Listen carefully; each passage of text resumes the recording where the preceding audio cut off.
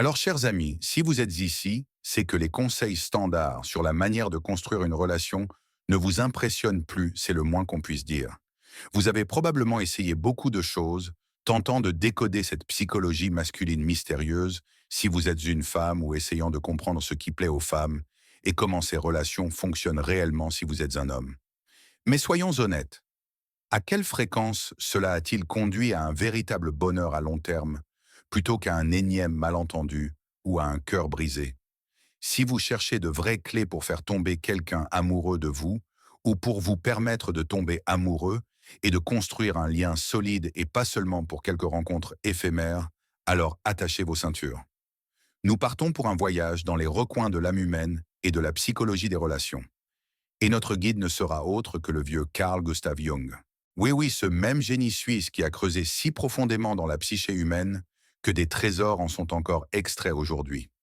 Et croyez-moi, son idée de ce qui nous motive réellement dans notre quête de partenaire est bien plus intéressante que les conseils des blogs populaires. Nous n'allons pas parler de choses superficielles.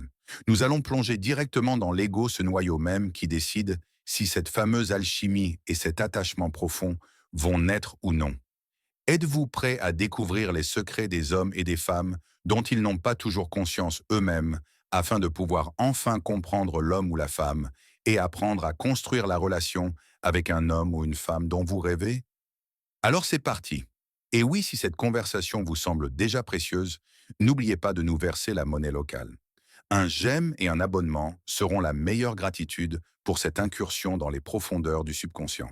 Et un commentaire, bien sûr, lequel des points à venir vous a le plus intrigué. Principe, un louet, son essence, pas son emballage. Mettons les choses au clair tout de suite. Tous ces compliments banals du genre «tu as de beaux yeux» ou «cette chemise te va si bien», c'est mignon bien sûr, mais c'est comme de la malbouffe bon marché pour son amour-propre. Ça rassasie vite, mais ça s'oublie tout aussi vite. C'est chatouiller sa vanité, son enveloppe superficielle que n'importe qui peut louer. Mais si vous voulez l'atteindre vraiment, vous devez frapper plus profondément, dans sa fierté. Jung disait, la rencontre de deux personnalités est comme le contact de deux substances chimiques. S'il y a la moindre réaction, les deux éléments sont transformés. Votre tâche est donc de provoquer non pas une simple réaction, mais une véritable explosion de reconnaissance dans son âme. La fierté est ce qu'il croit être au fond de lui, ses valeurs, ses ambitions secrètes, ses capacités auxquelles il ne croit peut-être pas entièrement lui-même. Au lieu de «tu es si intelligent, essayez», je suis fasciné par la façon dont tu trouves des solutions là où les autres ne voient qu'une impasse. C'est un don rare de remarquer de tels détails. Sentez-vous la différence? Vous ne flattez pas simplement. Vous confirmez la version de lui-même qu'il désire le plus. Vous dites «Je vois en toi ce que tu désires désespérément voir en toi». Et quand il commence à se voir à travers vos yeux, vous devenez non pas juste une femme, mais la source de sa force intérieure. Et c'est déjà une sérieuse prétention à conquérir un homme et son cœur. Rappelez-vous, Jung suggérait aussi que nous sommes attirés par ce que nous ressentons comme manquant en nous. Devenez ce miroir qui reflète non pas ses défauts, mais sa puissance cachée. Principe 2. Laissez-le vous conquérir. Et maintenant, attention, un tour de magie. Les hommes, même s'ils font les fanfarons et chantent les louanges de la facilité, sont des chasseurs au fond d'eux. Ils ont besoin d'un défi. Ils ont besoin d'un objectif pour lequel il vaut la peine de se surpasser. Si vous tombez dans ses bras plus vite qu'il n'a le temps de se souvenir de votre nom, quelque chose s'éteint en lui. L'intérêt s'évapore comme la brume matinale, et il ne comprendra même pas pourquoi. C'est simple. L'ego masculin s'épanouit grâce à l'effort investi pour atteindre quelque chose de précieux. Carl Jung soulignait à juste titre que la croissance intérieure naît de la tension. Dans une relation avec un homme, cette tension apparaît lorsque quelque chose de désirable est proche, mais pas tout à fait à portée de main, quand il faut le mériter, le conquérir par l'intention et l'action.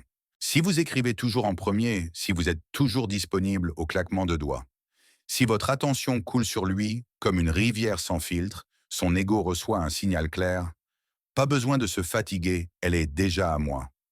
Et s'il n'a pas besoin de se fatiguer, il n'a pas besoin de grandir. Et c'est là que l'intérêt meurt, ne laissant derrière lui que de l'incompréhension. Non, ce n'est pas un appel à jouer à la Reine des Neiges ou à des jeux stupides de «devine ce que je veux». Il s'agit de créer un espace pour qu'il fasse son pas pour son initiative. Laissez-le vous chercher, briguer votre attention, sentir que vous êtes un prix pour lequel il vaut la peine de se battre. Ne répondez pas toujours immédiatement. Ne décidez pas de tout à sa place.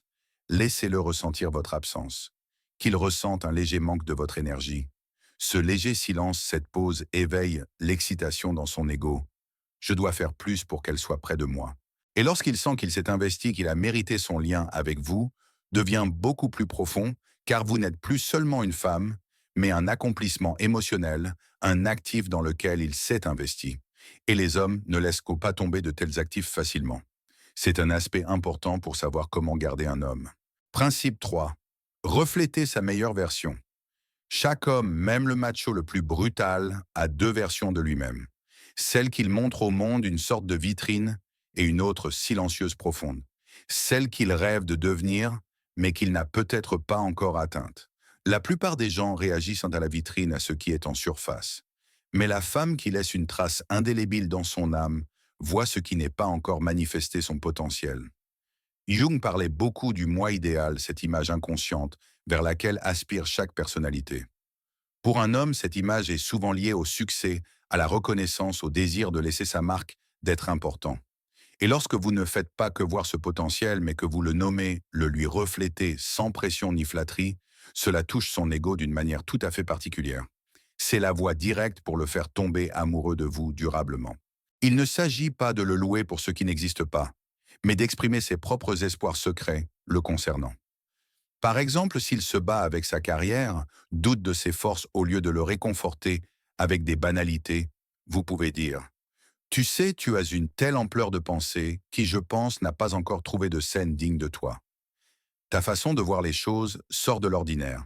Tu es simplement fait pour quelque chose de plus grand, même si ce n'est pas si évident pour l'instant. » Avec de tels mots, vous ne faites pas que le caresser, dans le sens du poil, vous façonnez cet idéal qui est encore en construction dans sa conscience. Et pour l'ego masculin, c'est comme trouver une source d'énergie inépuisable. La plupart réagissent à ce qu'il montre, vous voyez ce qu'il n'a pas encore atteint. Cela vous place automatiquement dans une toute autre ligue. Vous devenez non seulement une femme à ses côtés, mais un espace où sa meilleure version commence à prendre forme. Et comme disait Jung, l'homme devient ce qu'il croit pouvoir devenir. Et parfois, cette croyance naît précisément dans le regard d'un autre, surtout si ce regard appartient à celle qui a su plonger directement dans son âme. Eh bien, explorateur des profondeurs de vos propres âmes et de celles des autres, êtes-vous prêt à poursuivre notre immersion captivante? Si les 3 premiers secrets du Maestro Yang ont déjà commencé à chambouler votre perception de ce qui plaît à un homme ou de la manière dont fonctionnent vos relations avec les hommes, et au-delà, alors préparez-vous, la suite est encore meilleure. Nous allons maintenant creuser encore plus profondément et dénicher des pépites de la psychologie masculine qui vous aideront non seulement à conquérir un homme, mais peut-être aussi à comprendre quelque chose de très important sur vous-même. Et si vous sentez déjà que cette conversation en vaut la chandelle, n'oubliez pas notre monnaie locale. Un j'aime, un abonnement, et surtout votre commentaire sur lequel des points précédents a le plus stimulé vos méninges seront la meilleure incitation pour de nouvelles découvertes. Et maintenant, le plus intéressant. Car il y a encore 4 principes devant nous qui peuvent changer radicalement votre jeu sur le terrain de l'amour et de l'attachement, en y ajoutant une pincée de magie jungienne, et qui sait peut-être même un peu de ce piquant dont on aime tant chuchoter. Principe 4. Lancez-lui un défi en l'inspirant. Avez-vous entendu la phrase « Les hommes aiment les garces » ? Eh bien, il y a une part de vérité là-dedans. Sauf que le mot est un peu désuet, non? Remplaçons-le par la femme qui n'a pas peur de lancer un défi. Mais il y a une ligne fine. Une chose est de le scier comme une scie rouillée pour chaque petite chose, et de lui mettre le nez dans ses défauts, c'est le chemin direct pour qu'il s'enfuit à toutes jambes. Et c'en est une autre de lui lancer un défi de manière à ce que cela l'élève et non l'abaisse. Les hommes, même s'ils prétendent être faits de titane et de tungstène, portent en réalité un énorme fardeau d'attente. Sois fort, contrôle, tout ne te plaint pas. Et souvent, cette armure extérieure cache une lutte intérieure et des doutes qu'ils ont peur de montrer pour ne pas paraître faibles. Et c'est là, dans ce point vulnérable, que réside l'opportunité d'une influence profonde et véritable pour faire tomber amoureux, non pas le masque, mais l'homme. Carl Jung parlait de la transformation qui naît du conflit intérieur. Et vous pouvez devenir l'étincelle qui dirigera ce conflit vers un canal constructif, non pas par le jugement, mais par la vision de son potentiel. Imaginez, il est bloqué, se plaint de la vie, mais ne fait rien. Au lieu de lui crier « Et qu'est-ce que tu vas faire à ce sujet ?» Ce qui attaque immédiatement son ego et active la défense. Essayez plus doucement, mais avec cette même audace, vous savez, écoute-toi. Je suis de plus en plus convaincu que tu es fait pour quelque chose de bien plus grand que là où tu es maintenant. C'est comme si tu t'étais mis en pause toi-même, alors qu'à l'intérieur, le moteur rugit et veut avancer. Qu'en penses-tu? Vous voyez, vous n'accusez pas, vous dites en quelque sorte, je vois ta force même quand tu la caches, et je crois que tu peux faire plus. Un tel défi ne repousse pas. Il éveille car il découle du respect et de la foi. Et lorsqu'un homme sent qu'on le voit même dans ses moments les plus bas, et qu'on ne le juge pas mais qu'on croit en lui, il commence à lier sa croissance personnelle à vous. Et ça, croyez-le, c'est l'un des attachements les plus solides en psychologie des relations.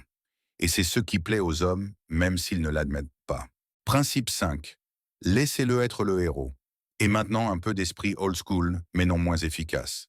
Dans chaque homme, aussi moderne et émancipé soit-il, vit un archétype ancien, le protecteur, le héros, le chevalier sur son destrier blanc ou pas. Ce n'est pas juste un instinct évolutif. C'est une partie de la façon dont son ego construit l'image du monde et sa place en lui. Jung dirait que c'est la manifestation de l'archétype du héros qui cherche à protéger et à surmonter. Et ici, beaucoup de femmes fortes et indépendantes, sans le vouloir, commettent une erreur. Elles montrent si férocement « je fais tout moi-même » qu'elles ne lui laissent pas le moindre espace pour manifester cette partie héroïque de lui. Et c'est dommage. Permettre à un homme de jouer le rôle du protecteur, même si vous pouvez déplacer des montagnes vous-même, ce n'est pas montrer sa faiblesse. C'est faire preuve de sagesse et lui permettre de se sentir utile, fort important, à vos côtés. C'est une manière subtile de comprendre un homme et ses besoins profonds. Demandez-lui d'ouvrir ce fameux pot de cornichons qui ne veut pas céder. Demandez-lui son avis sur une question importante, même si vous avez déjà 3 options de solutions prêtes. Dites-lui qu'avec lui, vous vous sentez plus calme et plus en sécurité. Non pas parce que vous seriez perdu sans lui, mais parce que sa présence change vraiment quelque chose pour le mieux. Il ne s'agit pas de faire semblant. Il s'agit de lui donner une fonction dans votre vie, de montrer qu'il peut apporter sa contribution physique, émotionnelle, pratique. Quand un homme sent que sa force, son essence masculine est demandée et appréciée, son ego déploie ses ailes. Il sent qu'il apporte quelque chose de précieux et cela attire incroyablement et aide à retenir l'homme. Il commence à ressentir son objectif à vos côtés et son identité se lie de plus en plus étroitement à votre couple. Car quoi qu'il arrive, l'ego, une fois engagé à protéger quelque chose de précieux, protégera ce précieux de toutes ses forces. Principe 6. La magie de votre disparition. Parfois, pour vraiment toucher l'ego masculin et lui faire prendre conscience de votre valeur, il faut disparaître élégamment pendant un certain temps. Oui, oui, vous avez bien entendu. Quand vous êtes toujours disponible, toujours connecté, toujours prêt à aider et à dissiper son ennui, il s'y habitue comme à l'air et cesse de le remarquer, pas de contraste, pas de prise de conscience de la valeur. Et s'il ne ressent pas la perte potentielle, il n'apprécie pas pleinement la présence. Jung parlait d'individuation, le processus de connaissance de soi, par la séparation, par le silence, par le contraste. En amour, cela fonctionne tout aussi bien. Votre pause, votre déconnexion temporaire de son orbite, non pas comme une punition ou une manipulation à Dieu, ne plaise mais comme une manifestation d'autorespect et d'une vie personnelle intéressante. Cela crée l'écho qui l'oblige à entendre vos émotions, même lorsque vous ne parlez plus. Son cerveau commence à travailler fiévreusement. Il se souvient de vos mots, de votre rire, de votre regard, de cet état même qu'il ressentait à vos côtés.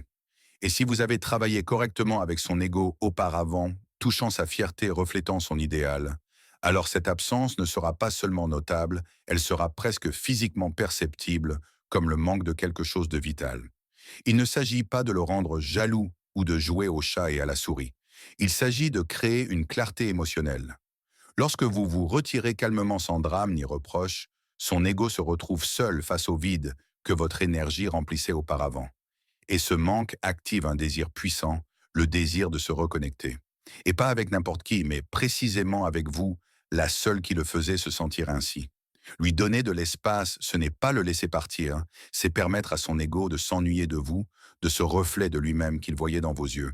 Et croyez-moi, si vous êtes celle qui le faisait se sentir plus fort, plus authentique, plus homme, il ne supportera pas la perte de ce sentiment. C'est un point clé pour savoir comment plaire à un homme durablement et profondément. Principe 7. Votre âme, son refuge. Et nous voici arrivés au niveau d'interaction le plus profond, le plus intime, celui qui transforme la simple sympathie ou passion en une véritable psychologie profonde de l'amour. Chaque homme, même le plus réussi et le plus confiant en apparence, a son ombre, comme l'appelait Jung.